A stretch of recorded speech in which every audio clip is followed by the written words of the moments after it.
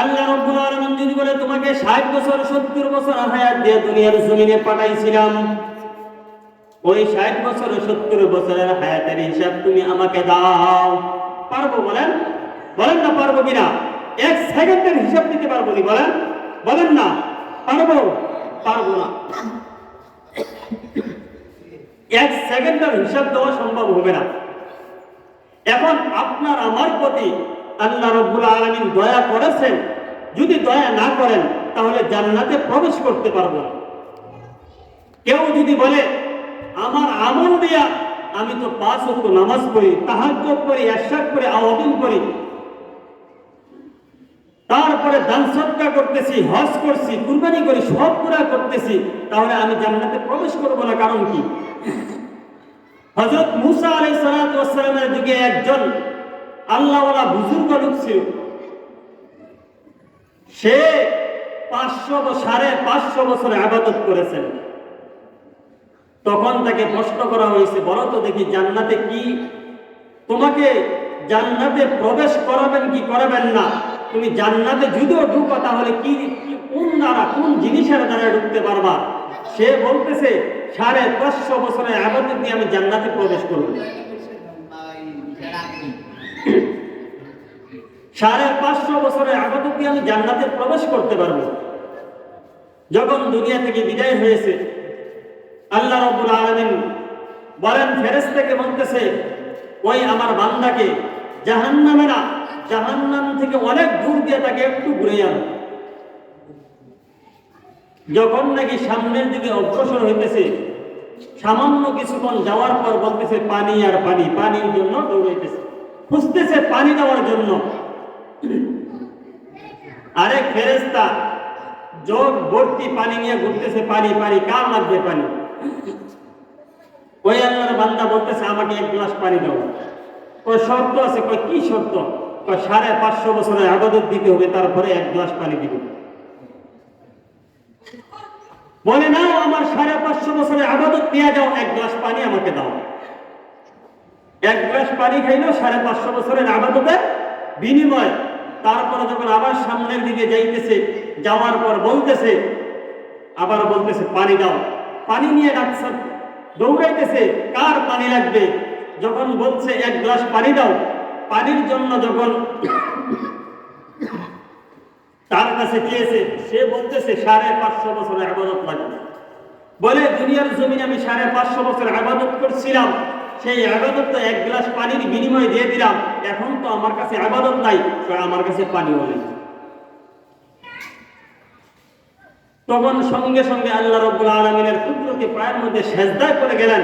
বলেন আল্লাহ, আপনার দয়া ছাড়া জান্নাতে প্রবেশ করা আমার সাধ্যে নাই, আপনি যদি দয়া না করেন জান্নাতে প্রবেশ করতে পারবো না।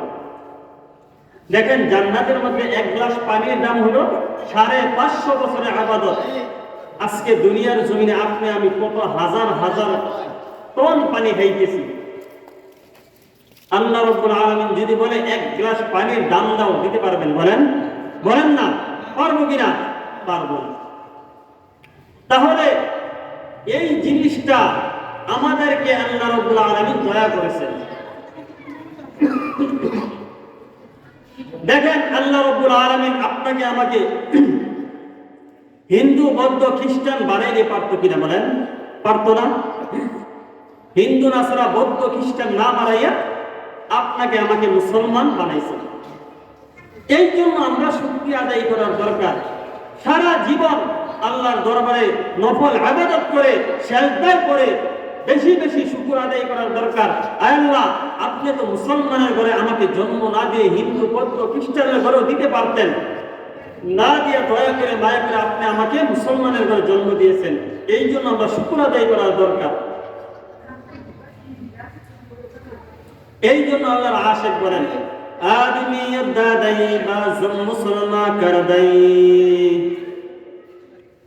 আদমি দাদাই বাজম মুসলমান কর দেই, আই খুদা কুরবা শাওন ইহসা বল ইহসা কর দেই।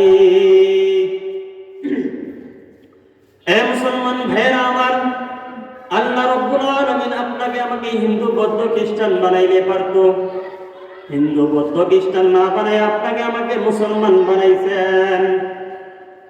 শুধু মুসলমান বানানোর পর আল্লাহ রাব্বুল আলামিন শেষ করেন নাই, আপনাকে আমাকে আল্লাহ রাব্বুল আলামিন মুসলমান বানানোর পরে ঈসা নবীর উম্মত, মুসা নবীর উম্মত, নূহ নবীর উম্মত বানাইতে পারতো।